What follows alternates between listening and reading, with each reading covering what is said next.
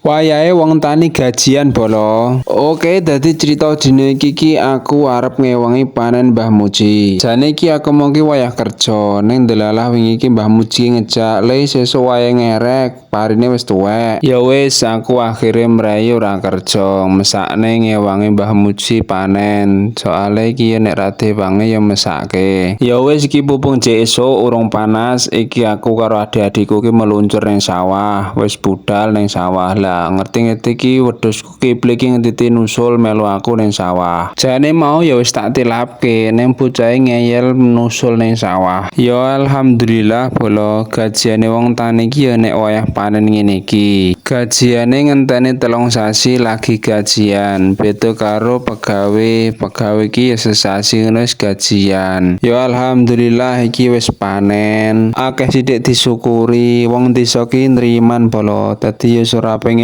duit sing akeh-akeh, pokok tandurane iso panen, ora nek homone, kuwi wis syukure pol bolo. Oke bolo, gandeng iki mau ki wis pawana seram, iki mau ya bar dikirim es teh, iki dadi leren sik ngombe es teh karo mindoni roti bolo. Rasane seger tenan bolo, dadi ya bar kesel panas-panas, es teh seger kae, gek disambi karo mangan roti ning sawah ki jan nyenipol pokoke sahdu kae pokoke. Ora krasa ngerti-ngerti wis awan. Ya alhamdulillah iki gawean iki wis meh rampung rit-ritane. Dadi engko awan iki kari ngenteni telesere. Iki kari saiki tak rampungke sedeng ngenteni arep luhur. Lah iki engko ki nek wis atan luhur ki arep mulih terus leren sedelo madang.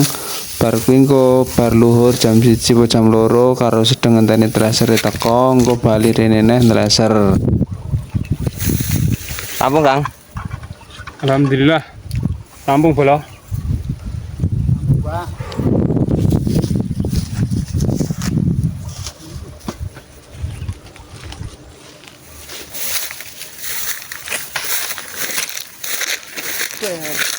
Ono ora ono